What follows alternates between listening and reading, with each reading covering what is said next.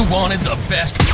You've got the best podcast. The hottest podcast in the world. The Chris Voss Show, the preeminent podcast with guests so smart you may experience serious brain bleed. The CEOs, authors, thought leaders, visionaries, and motivators. Get ready. Strap yourself in. Keep your hands, arms, and legs inside the vehicle at all times, because you're about to go on a monster education roller coaster with your brain. Now, here's your host, Chris Voss. Hello, this is Voss here from the Chris Voss Show.com. Ladies and gentlemen, there are at least things that makes official. Welcome to over 16 years and 24 episodes of the Chris Voss Show, bringing all the latest, greatest minds, stories, lessons of life, things that you can use to improve the quality of your life. And if you're not learning anything from the Chris Voss Show, we'll go back and listen to all 2,400 episodes again, because you clearly missed something, or I don't know, maybe check the wax in your ears or something. You could have some buildup, or maybe a small rodent. Go to goodreads.com/Chris Voss, LinkedIn.com/Chris Voss. Chris Voss wanted the TikTokity, and is that still a thing? Who knows? It's 2025. We'll find out. And also Facebook.com/Chris Voss. Opinions expressed by guests on the podcast are solely their own and do not necessarily reflect the opinions of the host or the Chris Voss Show. Some guests of the show may be advertising on the podcast, but it is not an endorsement or review of any kind. Today we had an amazing young lady on the show. We're going to be talking about her new book that will be coming out soon called Leading Becomes You: How to Lead from Your Own Skin. Dr. Natalie Pickering joins us on the show. She is a work psychologist and board-certified executive coach with 20-plus years of global experience leveraging her multidisciplinary approach to leader and team transformation. She loves helping leaders discover their self as leader, superpowers, and watching them transform cultures that fit work to people. Welcome to the show, Natalie. How are you? Thank you. I'm great. I'm excellent as well. Thank you for coming. Give us a .coms, anywhere people can find you on the interwebs. drnataliepickering.com, LinkedIn /Dr. Natalie Pickering, and Instagram, Dr. Natalie Pickering. So give us a 30,000 overview of what you're putting in this book that will be coming out soon. Sure. Leadership identity is the most underutilized performance strategy for leaders.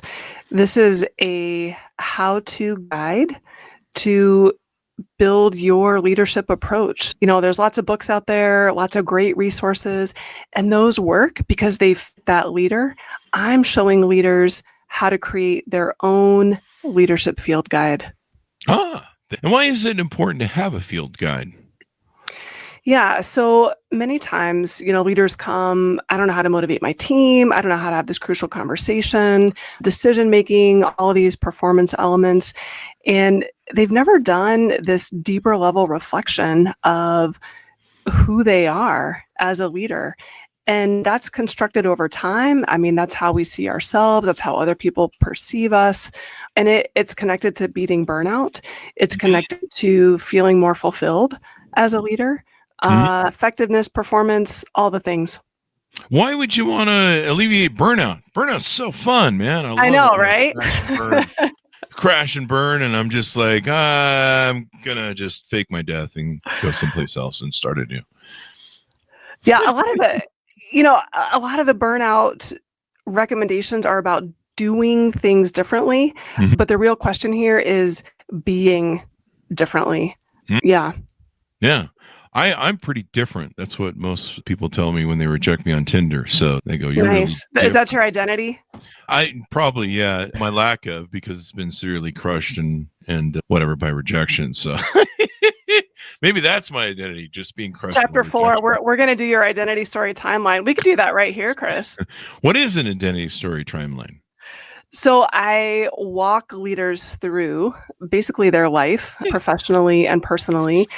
And we're looking for, not just the strengths and the good stuff. And when I realized, this leadership thing was a fit for me, but it's the hard stuff too.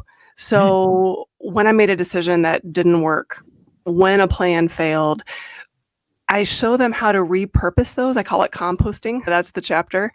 And so we're doing both, right? Using the strengths, leveraging the stuff that is often hard to look at. leveraging the stuff that's hard to look at. When is the book coming out?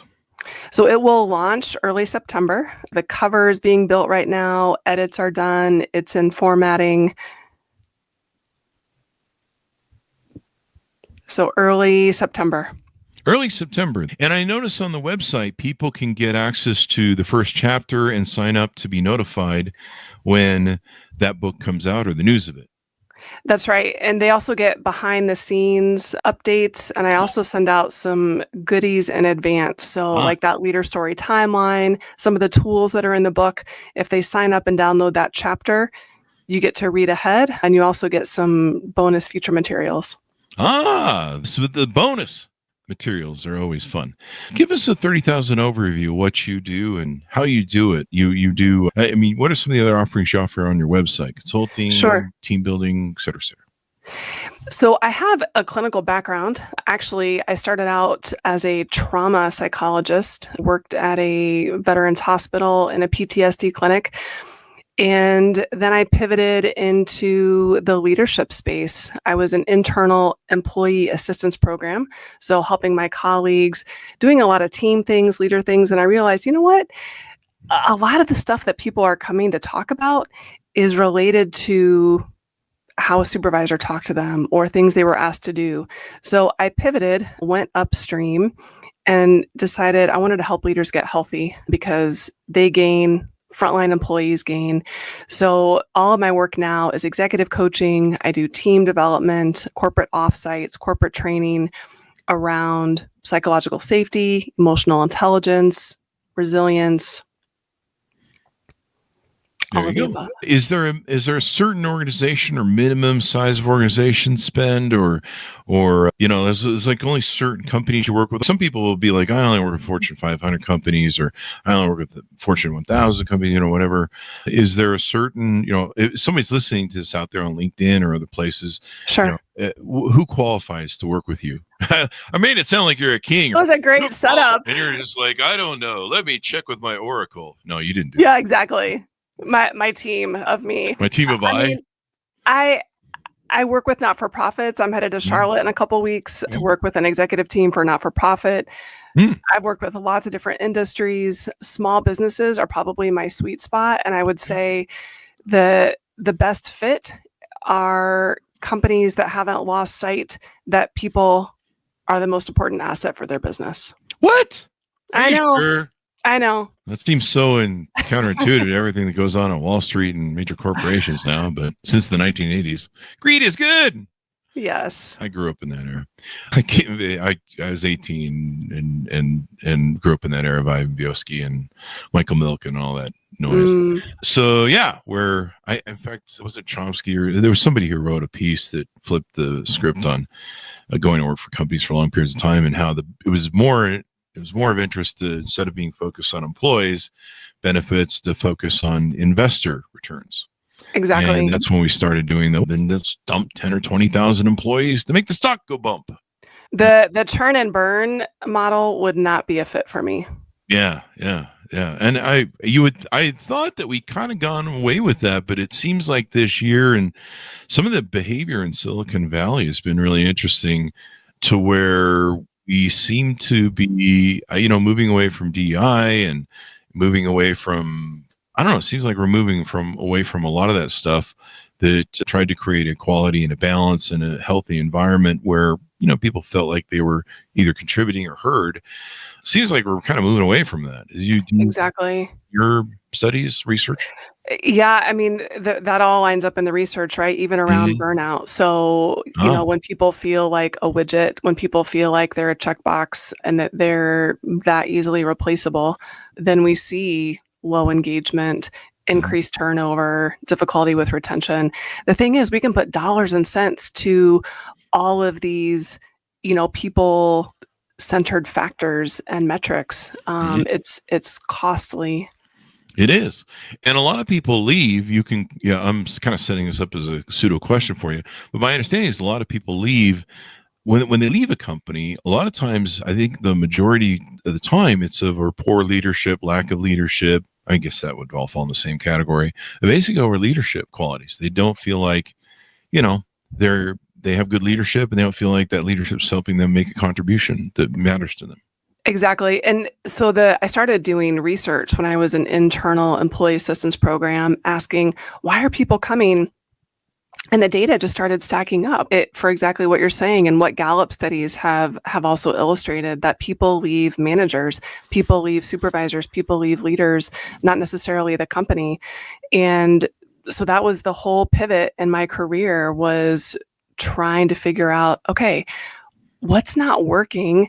How can I come in at the leadership level, bring some health, bring some leader identity clarity, so that everybody, right, from that level below doesn't feel like they're going to throw up on Sunday before they come to work. I throw up when I come home from work.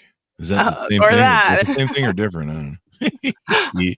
What was the question? What do you find when you have business or leaders that are coming to you, they're struggling? What do you find is, for example, maybe their number one or top issues that you really dig in and help them resolve? What's the big thing people are struggling with nowadays? A lot of imposter syndrome. Oh. Some of this depends on, the level of experience. So if I've got an emerging leader, a new leader, they really struggle with imposter syndrome, some confidence issues. I just coached an executive this week who's considering a role transition, and we were walking through an assessment. He's been at this for 25 years, but not sure if what I've got here is better than the next level. It kind of depends on where they are on their leadership journey as to what comes up for them. Do you find that a lot of them end up in that imposter syndrome because maybe they've been over promoted, like they've been put sometimes in maybe a position they weren't very skilled for? For example, we found that it really went bad when we would promote a top salesman to a management position. Those two mentalities just never really meshed well. Yeah. Yes. I think what happens there is confidence gets mistranslated as competence. So we have this, high charisma, highly confident individual, and the research supports this. That gets translated as competence. So we've got two challenges there. Sometimes we're overlooking maybe a more quiet, the personality is a little bit different for this leader, but they've got this incredible skill set we're missing, right? Or we're promoting someone with heaps of confidence and they don't have the skills for the task. Yeah. And it's interesting how many people look at that. They never say, hey, do you need training for this promotion? They're just like, hey, we're going to give you more money and a job title and you're promoted. And everyone's like, yeah. And then they're like, oh, how do I do whatever this is? Do you find there's more imposter syndrome in women that you work with over men? Yes. And I love supporting women in leadership specifically for that reason, even in how, if we do a 360 assessment, which is where, we ask someone to rate their own skills, their boss's boss, their peers and direct reports, everybody answers the questions. Women are always rating themselves lower on those kinds of assessments versus men. Oh, that's very interesting. And it clarifies kind of some of the data I've been collecting. And so do you find that when you're working with leaders, because you develop them and stuff, they might have the skills for the job, but they don't have the leadership qualities? Like a lot of times you're in the group, you have a leader and then you become that manager, that leader, but maybe you know how to do the job because you've worked at that job, but you don't have the leadership skills per se. And it seems like maybe a lot of people don't train for that. I mean, like a lot of companies don't offer that training. It's true. And, some of that is, there was this theory called the great man theory, right? Or the great woman theory. And the assumption 100 years ago, there's a type of leader, right? So we look back over history and we've got these great leaders and, men and women, and the research has caught up. It depends. It depends on the role. It depends on the organization. There's no cookie cutter best leader, right? There are some competencies that I want for this position. There are some competencies I want in another position. And that's really what my book is about. Leaders it's hard for you to know where your best role is going to be if you don't know who you are as a leader. Oh, yeah. It's if you don't understand leadership, what it's about, how it's perceived. I used to keep a sign on my desk that said, and it's somewhere in my storage unit. I don't know why it doesn't need to be on my desk anymore. I know this by heart, but it basically said that something to the effect that just because you have the title doesn't mean you're good at it. You need to daily work for that title. You need to work to embody that title. So just because you get a title of leader or manager, CEO, or pick your title, that doesn't mean that, I must have been good at leadership because they gave me the job and now I'm the boss. You've seen people that they go off on that sort of narcissistic, sort of Machiavellian tangent where they're like, I'm all knowing and all whatever. Now that how did you learn all this knowledge, sir? They gave me the title. I went from dumb to smart overnight just by a title. And you're like, no, that's not the way it works. No. In the book, I call that the petrified forest. The petrified forest. I love it. Now, how does that apply? To give me the spin on that. Sure. So I've got two dimensions. So one dimension is your leader identity clarity, and the other dimension is connection. And that creates these 4 leader terrains. There's the swamp where you don't have clarity and you don't have connection. There's the wasteland where you don't have clarity, but you've got connection to everybody else's agenda. And then there's the petrified forest that I was talking about, where you really think you know who you are. You're not connected to any of the needs or the mission or the values, etc. And then the other one is flourishing. And so the book, lays out the path from each of those leadership terrains. I was going to say, your point about getting the position and getting the title, the research indicates that as leaders go higher up the ladder and get more advanced positions, their openness to being developed decreases. Really? That's an interesting stat. Now, why is that? Or do you talk about it in the book? I don't want to give the whole book away. We want people to order it. Yeah, no, and that isn't to say, because I do have senior leaders who are still, working on themselves and realize they have growth areas. But there's this sense that I've gotten to this point and I've really learned everything I need to know, and I've got it in the bag. And again, that's the petrified forest. We don't want to lose growth mindset. We don't want to lose, even from a modeling perspective, if I'm not willing to step into how to lead from my own skin, there's no way I can expect my team or my colleagues to want to do the same. And hence the title of the book, because that's a great analogy. You can't get other people to lead and do the things, you're just like, I'll just sit here in the chair and kick my feet up and I'm sure it'll all work out. Leadership is a challenging thing, and a lot of people do it wrong. I've seen lots of different versions, like some of the ones you aspire to. In fact, usually the one I always see is the petrified brain. I usually see that a lot on Twitter and X, where someone's brain has gone fully petrified. What does that look like? They're just dumb shits. Oh, yeah. They're just stupid as F. Yeah, there we go. As the kids call it. Tell us about your journey through life. How did you develop? What got you interested in learning these sort of techniques that you teach other people? And then also, you did a TED Talk, and I know you were working with some puppets and different things like that to tell your story. Give us that whole journey, if you would. And Sure. We got about 5 hours to do it. Excellent. Let me get some more caffeination. Your life here. story. What date and time were you born? Don't say that, because that's So when I was 2, I had a poop and an epiphany at the same time. That's right. That's typing. right. Yeah. And a psychologist was born. Yeah, happened to me at 50, but it's funny how you wear diapers at the end. Anyway, I'm kidding, folks. It's a joke. It's an old age joke. I'm not that old, so I hope I'm not. I don't know. I'm pooping now. Anyway, I'm sorry to interrupt you with our little jokes there. We're good. I'll let you tell your life story. Yeah. Okay. So a lot of my, I did my own leader story timeline because I wanted to test out everything in the book before I asked other people to do it. I grew up on a farm, work ethic, Protestant work ethic, Northwest Ohio, Midwest. So I think all of that, is part of my own identity. I went to the Air Force Academy briefly, then transferred to Wheaton College. Mhm. I was a teacher for a few years, moved to West Africa and was doing some not-for-profit work there, HIV counseling. That's really where I learned how to support people in trauma. And came back to get more training and then went to a veterans hospital.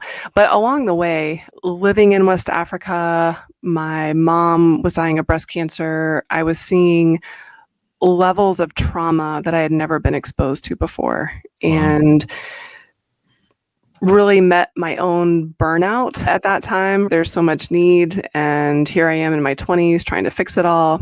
No can do. Yeah. Shocking revelation. So initially I thought, well, I don't really have to deal with it. I'm just going to get my PhD and figure out, all the answers. And that was not a good strategy. So part of what I walk leaders through is, frankly, life debris that is sneaking up on them in ways they don't realize it. Faceplant season of my life, did my own work with my own psychologist, and that's infused, so to speak, in the book, and really kind of bringing my experience with that, plus my clinical experience, honestly, and translating all of that into leader identity. There you go. Leader identity. And tell us about what that means, leader identity. Yeah, it's the story that I'm telling myself about, can I do this leader thing? Am I a leader? What does that look like? So there's the story I'm telling myself as a leader, and then others' perception, right? So both of those create our identity, generally speaking, and then we add the leader element to that. And is some of that, is that an ego issue where, we talk about there's the kind of the ego mind that we have that kind of has its own little narcissistic capabilities, and sometimes it deludes us in different things. I remember in the TEDx talk, you were using puppets, and it seemed to be you were using them for different portions of an identity, or correct me on that. Sure. So the puppet, her name is Edna, and she's me, and she's my inner critic. Right. So I'm illustrating how, these parts of us, you talked about ego. We could also talk about different parts of us. They show up in different ways. And, the inner critic, Edna can get a little mouthy sometimes. And so I've got to say to Edna, take a seat on the couch and get some popcorn and pass the microphone, because there are other parts of me that need to show up right here, right? Maybe a more vulnerable side of me, or maybe a more confident side of me. And so would you call that the ego, or what would you frame that as? Just a voice inside the inner critic? It's more, so there's a personality tool that I really like. It's called the Enneagram, and it looks at your deep sort of motivations. So for me, my deep motivation is, I really want to be right. I really want to be good. I really want to follow the rules. And so what happens for all of us, depending on what that motivation is, I want to see myself in this way, and I really want to make sure you see me in this way. So then we're shutting down other parts of us, right? So for myself, if I have to be good, if I have to be right, if I've got to, fix the whole world, one day at a time, then you can't see my mistakes. You can't see when I drop the ball. You can't see when I lose my patience.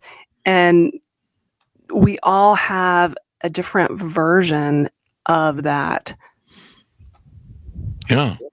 And we talked you mentioned a little bit before about cleaning up the past and issues of the past. One of, there's a lot of things that kind of interfere with the self, trauma, unresolved trauma, big T, little t, you name it, behavioral biases, maybe things you're taught by your parents that inhibited your personality growth or your development, or maybe thoughts that you had that inner critic beats you up is because the kids at school told me I was fat or I'll never be successful, and so I'll never be successful. They have these belief systems, these blind spots, schematomas that kind of hold them back. Do you find that's part of that mess you have to clean out to get it out of the way for people? Yes. So I am using some of that clinical experience even when I'm supporting leaders and helping them do some of that debris clearing, composting that I was talking about. And those traumatic experiences take up a lot of real estate in the brain. They take up a lot of real estate emotionally in our thinking space. And often that's what's holding people back. I think even for people to take permission to acknowledge that that's there. Sometimes I think too, people are following rules and they don't realize they're following rules, whether that's from family of origin, whether that's from someone, that they're emulating as a leader, but those rules don't fit for me. We've got to chuck some of those. And that's where writing your own field guide comes in. So I address a lot of that in the book when I look at mindset awareness, emotional awareness, and walking people through, generally speaking, how to do what I call inner business with some of that debris. The inner business of debris. That's right. I got a whole freaking junkyard of debris. It's like a landfill, actually, from 50. We got 5 hours. Let's go. Let's figure it out right here. I wish we had more time. And God knows I'm just procrastinating, putting it off. So I'll just keep doing that. That seems to work for me so far.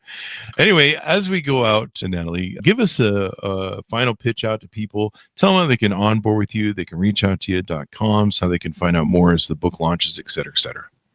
Yeah, please download that chapter on the website, drnataliepickering.com under books. There's also a contact form if people are interested in team development, interested in their own coaching. I offer coaching intensives. People come and hang out with me here in East Tennessee for 3 or 4 days, and we clear out the debris. The debris there. So give us the .com as we go out one last time. I think you gave it, but let's just do it as we round out. drnataliepickering.com. Thank you, Natalie, for coming to the show. We really appreciate it. Thank you. Thanks for tuning in. Go to goodreads.com/Chris Voss, linkedin.com/Chris Voss. Get tuned in so you can get aware of the book when it comes out. Leading Becomes You: How to Lead from Your Own Skin by Dr. Natalie Pickering, PhD. And to stop using other people's skin. It's illegal, people, to do that if you saw Silence of the Lambs. Yeah. Anyway, thanks for tuning in. My audience, be good to each other. Stay safe. We'll see you guys next time. I hope you don't